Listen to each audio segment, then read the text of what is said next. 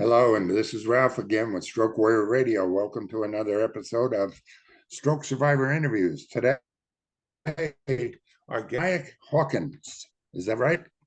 Yes, Ty Hawkins. Ty That is Hawkins. Okay. correct. Okay. Sometimes I get off a little bit. Still that It's all right. stroke brain stuff, you know? Hey, I totally understand. Let's start uh, telling us about when your stroke was. So my stroke happened in 2019. So to be exact, it was June 5th of 2019, which was the day of my engagement photo shoot. Oh my gosh. Yeah. How terrible was that? So you had to reschedule that, huh? No, I actually plugged through the photo shoot. Um somehow, I made it through the shoot and didn't reschedule. Wow. Well, I'm assuming that at that time when you first had symptoms, you didn't realize what was happening to you, did you? I didn't know what was happening at all. I just thought, you know, I call it like an off feeling. I just felt off that day and didn't really quite understand it. Wow. So you weren't. You're probably a part of the larger crowd of people that don't know the stroke symptoms or warning signs, do you? Well, then I didn't, but now I do. Yeah. So I that day I showed a lot of the symptoms. It was numbness on my left side, had some facial drooping, balance and coordination issues, and I think my rate of speech kind of started to slur a little bit and slow down. Wow. Okay. What type of stroke did you have? So I had a hemorrhagic brainstem stroke uh, due to what's called a cavernous malformation, which are abnormal blood vessels. And Right. so I had one in the brainstem that bled. Wow. And that in hindsight, what more could you tell me about that stroke? Uh, it was very so going after researching, and now it was very more dangerous than I thought. It was more deadly than I thought going through it in real time. So looking back, the statistics show that 1 in 4 people survive a hemorrhage, especially in the brainstem. And then of that 25%, they say that only 10% of those people only go on to make a significant recovery. So I was fortunate enough to not follow Be Fast and survive, but to make a significant recovery. Yeah. What limitations were caused by the stroke? What limitations? Yes. So I still have when I first got out of the hospital, I had double vision.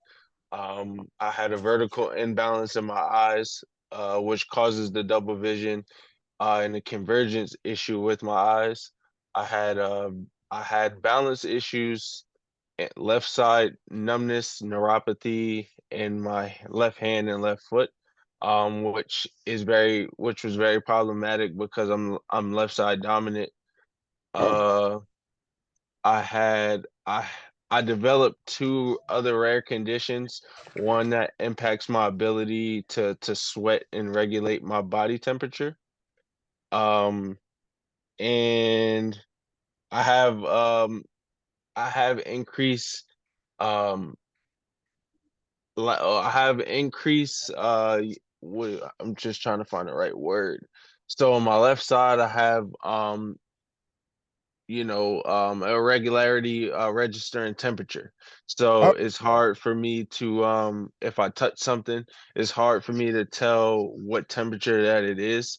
Um at first I couldn't feel anything on my left side, but the nerves started to come back and make those connections, but now it's just hard to tell what temperature something is. So I have to be very careful, especially when I'm dealing with something hot, that to make sure I don't burn myself.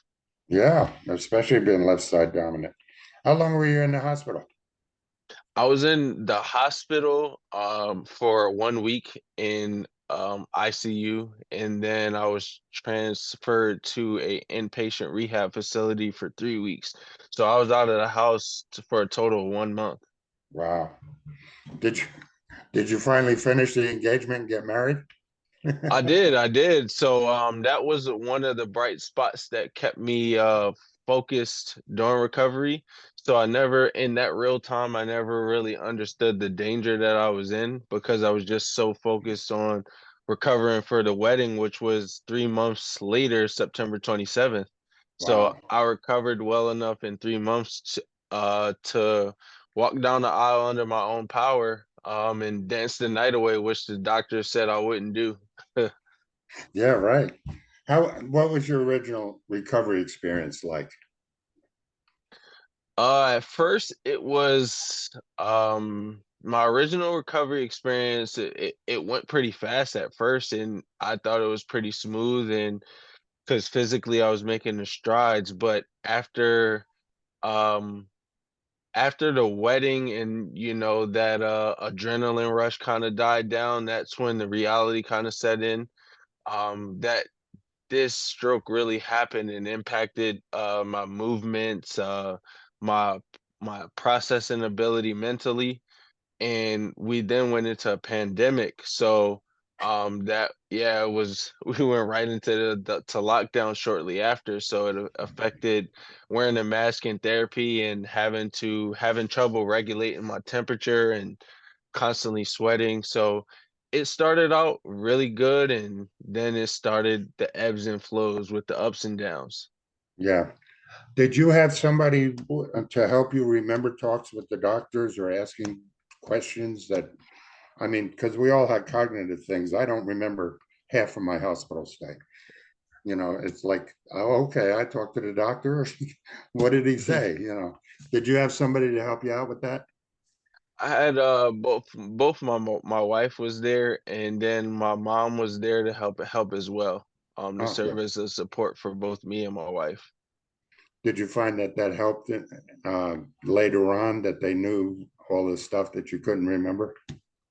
It was very helpful because it allowed me to just focus on really recovering and not having to try and understand the medical jargon that they throw at you, and Yeah, it allowed me to just focus on what was in front of me, and it allowed them to take in the information and bring it to a level that I would be able to understand. yeah. How did you help overcome I mean, when in the beginning, we are told a lot of things like after 6 months, you're not going to recover. You're in a wheelchair, get used to it. You'll always be on a walker, blah, blah, blah. How did you overcome the healthcare establishment obstacles? For me, I just mentally, I believe them. I've always had a high sense of confidence within myself from being a athlete. So for one, I had the mindset that if you tell me I can't do something, I'm going to try and do it. But then I shifted from that to trying to prove the doctors wrong to trying to prove myself right. I felt that was more positive, and that helped me tremendously because I believed from day one that I would be able to recover and over not have to use a walker, not have to use a wheelchair. I remember first getting home and they brought the walker in and I told them to put it up because I'm not using it, and I used the walls to balance around the house. So it was just I have had a different mindset toward it. Did you, what are the, well, I guess I should ask, recovery is physical, is always very physical, but also very psychological. How has Yes. your way of thinking in your life changed? Um, I have a appreciation for the small the small things now. Um, you don't realize just how much of a win first off waking up is, and then something as simple as tying your shoes, right? And it was just appreciating those fine things, being able to go outside and smell the air. And I had vision issues to be able to see, and um, just I just having a finer appreciation for things and being in the present moment and not so forward thinking. Yeah, because you beat the 75% odds of death, didn't Yeah, you? yes. Were there any psychological challenges you had to overcome? A lot, a lot. I was so after the pandemic and just trying to plug through recovery, it started to take its toll on me, and I essentially decided to see a therapist, and I was diagnosed with PTSD because I found myself when taking, like, brushing my teeth or showering or something, I would have flashbacks, and I would picture myself in the hospital bathroom. And so I knew I needed help, and I saw the therapist, and I was diagnosed with PTSD, anxiety, and moderate depressive disorder. And through talk therapy and natural remedies, I was able to overcome anxiety and depression, Yeah. and manage the PTSD. Yeah, because they don't tell us as part of the discharge that, hey, you're going to have some mental health problems. How important has that mental health become in your recovery? I think that's what I take care of first now. I mean, I know I've made a significant physical recovery, but I just understand how much more, or I should, for me, how much harder the mental part of it was, and that's my first priority, to always make sure that I take care of that in order to properly take care of myself and be able to communicate with my loved ones. Yeah. Do you still do any therapies? Yes, I actually just started back to doing talk therapy. I have a appointment next Wednesday. So I'm still doing that, and I'm currently in though I'm 5 years out, I still do occupational therapy and physical therapy 3 times a week. Wow, that many. Yes. And What kind of, it was go ahead. go ahead. It was they ramped it up because of my new goal. And we talk about the psychological things. I was a college athlete. I played basketball in college, and basketball was something I really didn't want to be around for quite a long time. I really couldn't stand to see the game, be around the game, think about the game, and through therapy, I was able to kind of make peace and switch my mindset from I want to get back to the athlete that I was to I'm interested in finding out the athlete that I am to become. Oh, So what a great phrase. Oh my God, that was awesome. so switching that shift in my mindset allowed me to find joy in the sport, and it changed my therapy goals because now I'm interested in retrying to and trying to relearn athletic movements and to try to be able to play again. Did did you bring that up with your therapist, or did they ask you what you wanted to, what your goals were? They asked me what my goals were because I go to a therapy center that's very collaborative, and they knew that I was an athlete, so they asked. But in the beginning, they kind of forced me to kind of do those things and get back around it, which then I didn't appreciate, but now I do. Yeah, yeah, exactly. What's your typical day like now? Typical day for me. I work full time, so a lot of my day is work, 40 hours a week. I work for Verizon. Outside of that, so some days I'm going to therapy and then going from therapy to work and then come home to relax and spend some quality time with my wife. Cool. What is the worst part of your day, and how do you get through that?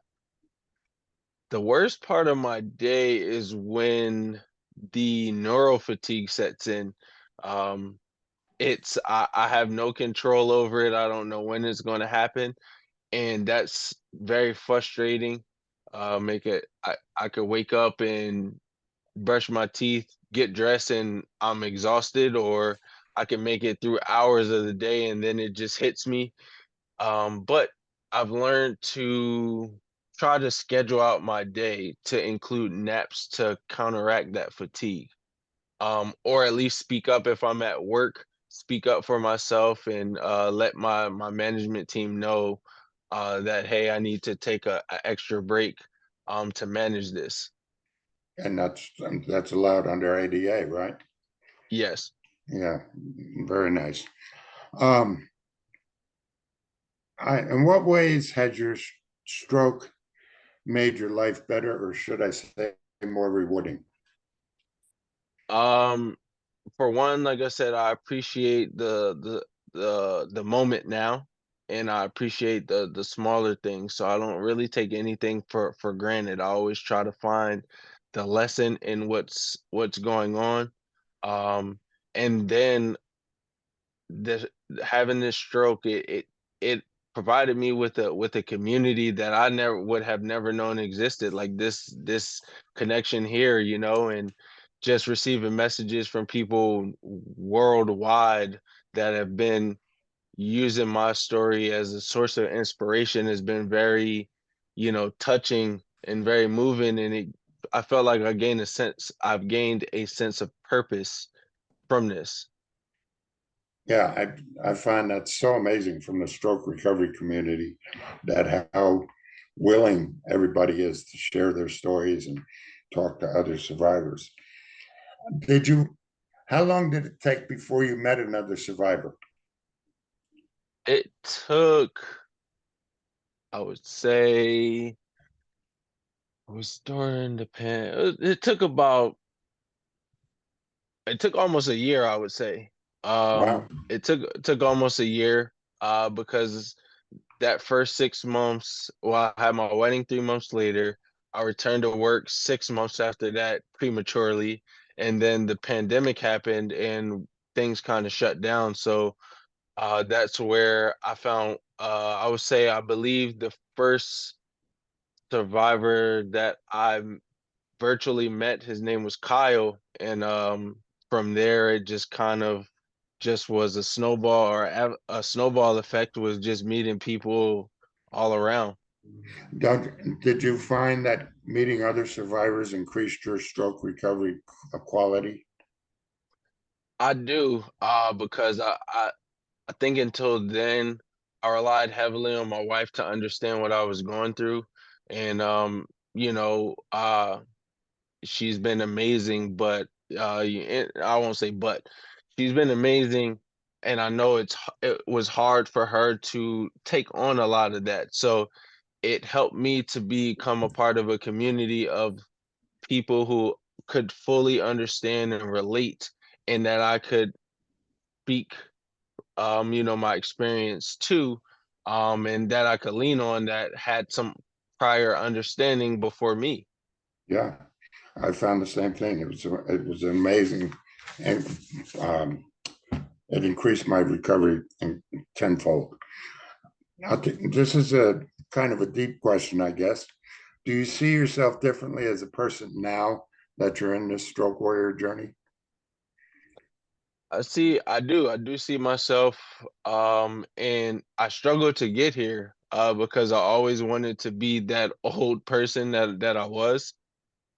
And I would say that I learned a lot. If I go back and try to be the person that I was, I lose all these 5 years of knowledge that I gained from this experience. So I truly see myself differently, both externally. I feel it. I can see little differences, but internally in my heart, I feel different as well. I feel I've grown and matured a lot. Trauma will have a tendency to do that, won't Yeah, it? it will. What do you want from and think your life will be a year from now?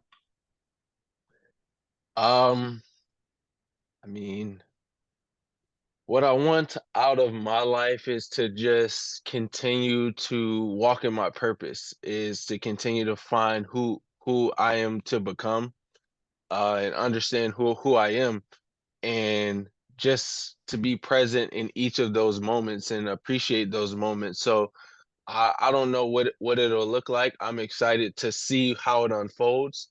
But you know, in the material realm, of course, I would like to continue to advance my career and travel to different places with my wife and family. Um, you know, but I'm just looking forward to seeing growth, looking back a year from now and seeing even more growth. Yeah. How important has it been for you setting goals? Setting goals has been very important because especially in recovery, because to me, without at least my approach and from my experience, not setting goals, I kind of wander aimlessly. So for me, I'm always looking for a goal to set because that gives me the feeling that I'm working towards something. Great statement. If you were talking to another stroke warrior just leaving the hospital, what advice would you give them and their family? The advice I would give them is one to not to run their own race, walk their own race, because each recovery is different. I've seen it in my experience and posting on social media and sharing my story is that I hear a lot of I wish I was there where you were. And I always tell people to try to be better, but you have to understand that my time frame is going to be different from your time frame. So remember that your journey is your journey and to focus on that. Use other people's stories as sources of inspiration, but don't compare yourself. And another thing is to make sure you find time to rest, because doctors don't tell you that your brain, though you're out of the hospital, your brain takes time to heal still. My brain 5 years later is still healing. And I think what a lot of people try to do is they look at it as a physical injury. Oh, you break a finger, 4 to 6 weeks, break an ankle, 6 to 8 weeks, Yeah, ACL a year. And, you know, this brain thing has no time frame, no time, you know, we can try to put a time frame on it, but you know, I've seen to have been wrong a lot as far as my time frames go. But stay as positive as you can, but understand that you need to rest. That's one of the most important things to allow your brain to heal. And as far as the caregivers as well. yeah. They, it's odd. They don't tell us that the whole family has a stroke. It's not just Hmm. you. I mean, it affects the whole family. There's big changes in everybody's life. Um, what have you learned from your experience that made your recovery even better than it would be? At least what they told you it would be. I learned that you are more than your chart. You're more than your diagnosis. And that's what has helped me to make a better recovery than anticipated. I remember going to one of my first neurology appointments, and when the doctor walked in, he couldn't believe what he was seeing because he was looking at my chart didn't reflect what he saw, and he was kind of shocked. And that allowed me to see that you're more than your diagnosis, you're more than your medical chart. You're still a person. You still have that Yes. intellectual quality. Many survivors are told that this would be as good as it gets. Was there a point in time when it all clicked that you could do better than that mindset? Uh, yes, yes. I think it was a lot of times where in therapy they would give me something to do, and once I really put my mind to it, I was able to. I remember in the beginning, them putting me in a quadruped position, which is all fours, hands, and knees, and asking would I be able to get up. And you could tell by the tone they didn't think that I would be able to get up. And I'm like, I can get up. And it took me a little time, but I got up. And so as I found myself progressing through therapy, I found myself as a lot of therapists' guinea pig. Like, hey, you're very advanced. So um there was a lot of times throughout my recovery where I felt like, hey, I hear what you're saying, but I don't think it's going to go better than what you might anticipate. Yeah. Have you, a lot of times because of that, we flounder with the therapists we've got because they don't advance us as much as we have. Have you found that you're allowed to fire your therapist and find another one? Man, I will tell you, I will fire a therapist in a heartbeat. Um, as long I have to do my research before doing that, but if I feel along the lines that, hey, okay, I've plateaued here and I find somewhere else that I can go to where I feel that they're going to push me and I feel that it's a two-way street, then I'll consider, I'll switch. And I've been to a number of different therapy facilities, but because of that, um, and it's served me well because I've always found myself in the right spot at the right time. Yeah, yeah, absolutely. How's your recovery today? My recovery is good. I what I do personally is I go to therapy for a bit, then I might take a period to rest, and then I'll go back to therapy. So, um, right now I'm doing therapy 3 times a week. I'll do talk therapy once a week, and I'll do gym training for my athletics twice a week. So Oh, recovery nice. is going pretty well. Good. Pretty positive then at this point. How Yes, do you yes, get still through? seeing Go ahead. I'm 5 years out, and this is to provide hope to people. I'm 5 years out as of June 5th, and I'm still seeing strides and improvements in my recovery. So that whole 6 months to a year is as good as it's going to get. I think that could be thrown out the window. Yeah, it's baloney, total baloney. Um, is your, well, I guess I'll put you on the spot a little bit. We didn't know what we didn't know what we didn't know. Share that message, sum up your message to our listeners about that statement. So I didn't know what I didn't know, and I didn't know that stroke could happen to young people. I lived under that assumption and under that stigma that strokes only happen to older people or unhealthy people. And I was neither. I was young, 29, and I was I'm still an athlete, but I was out of college and playing basketball, healthy, eating pretty decent, and that kind of put that out the window for me. I had no idea what the symptoms of stroke was, which I plugged through my engagement photo shoot while having a brain bleed, and which is something if I knew the signs of stroke, I wouldn't have done.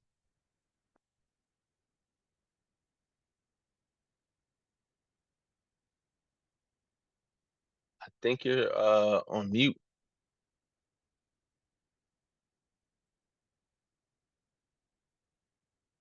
That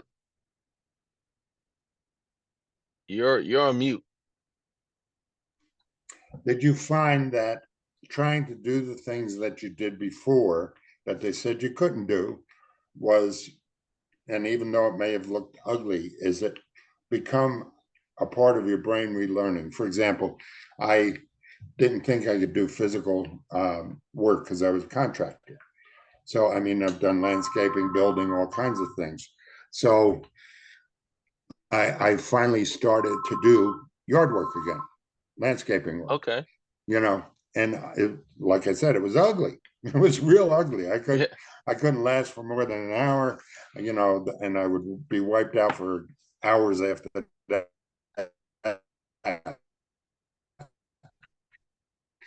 Did you find that recovery? Yes, I found that I think that I had a saying that I struggled in the beginning because it was things that I expected to be second nature to come right back. And I had to start telling myself that it's okay to be a beginner again. Especially with basketball for one, because that used to frustrate me the most. I remember being out, going out back and trying to shoot a basketball, and I'm just 1 month out of, I'm just maybe a month home or so. I'm not supposed to be out there, and I'm out there trying to shoot a basketball, and I could barely get it over the rim, and I got frustrated. And instead of thinking like, "Wow, you're a month out after a stroke," that you're even shooting a basketball, in my head, I'm like, man, you suck. And I had to adopt the mindset that it's okay to be a beginner. I had to learn to and want to be a beginner and understand that it's going to be ugly. When I first learned how to walk, when I watched the videos, it wasn't pretty. Learn how to ride a bike, you fall, it's not pretty. So I went through that a lot, relearning how to write, relearning how to, you know, brush my teeth or use a fork, whatever it may be. It was frustrating until I adopted that mindset. Yeah. Anything you want to add today about what we've talked about? Um, I would say one thing that I didn't touch on is to seek community, and understand that you aren't in this alone. I know in the beginning I shied away because I didn't understand what happened.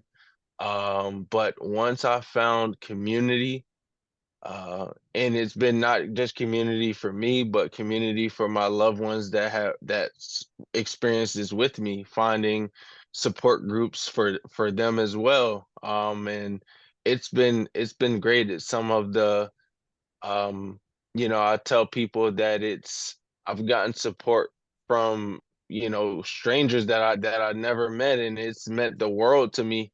Um, to know that people care and support you in your recovery. Yeah, and it makes the recovery so much better. I mean, it's amazing. I guess that wraps And it I up tell for us. I'll go ahead. I was gonna say one last thing is make sure you do your research, because the doctor isn't always right. A doctor is a doctor, and medical advice is greatly appreciated, but make sure you do your research before you take a medicine, before you start a treatment. Make sure that you do your research, to understand, so you can go into your appointments and be able to have those two-way conversations with your doctor, instead of it being one way and you just taking the information. So do your research and rely on your community. Yeah, I found that's a good point because I found I carry around those little marble notebooks that for we used to get in grade school, and I write down Yeah. all the questions for the doctor before I go to the thing. I guess one of the biggest things I learned was I ask why a whole lot. Yep, it makes a huge Hmm. difference.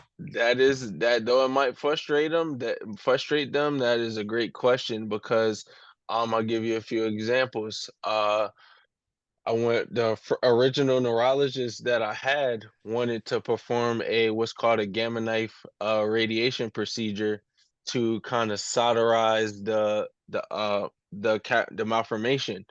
Um, upon doing my own research, I found that the type of gene that I carry, if I were to have gamma knife radiation, it can replicate that spot and create more. So Oh my therefore, gosh. that could have been more harmful than helpful if I didn't do my research.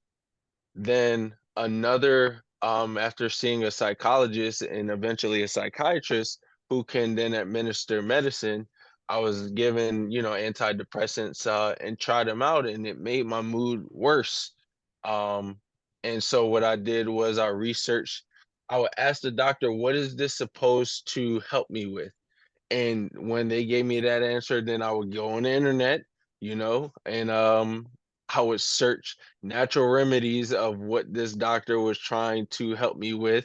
And a lot of things came down to getting out in the sun, um, following a diet and exercise. And that helped to boost my mood, my energy, and now I don't want anybody to take this as medical advice. This is just Exactly. what I followed and what worked for me. So me, I follow a more natural, holistic approach. I don't take any medicine currently. I haven't had any surgery, and that's what worked for me. Sometimes medicine might work for you, but it didn't work for me. God bless. Yeah, that's amazing. Well, Ty, thank you. I really appreciate it. You have given me some of the best answers I've ever had in my interviews. Wow. Yeah, Wow. I really appreciate your attitude and your strength. So keep on sharing it. If people want to get a hold Thank of you, how do they do that? Or can people get a hold of you? Of course. If you're on social media, primarily I use Instagram, which you can find me at to the T 2.0. So that's TWOTHET, the number 2.0. Okay. You can find me by my name on Facebook, Tymiak Hawkins, which is TYMIAK Hawkins. And I also have a website if you want to send me an email. It's TymiakHawkins.com. Oh my gosh. I hadn't seen that yet. I usually am good at my research. Yeah. So you have a contact page on that website? Yes, there's a Okay. contact page on that website. Awesome. Thank you, Ty. I So it'll appreciate list a phone number if you need support, shoot me a text. And you can send an email. Sounds good, man. Thank you so much, Ty. I appreciate your You're time. welcome. All right. Bye-bye. Thank you.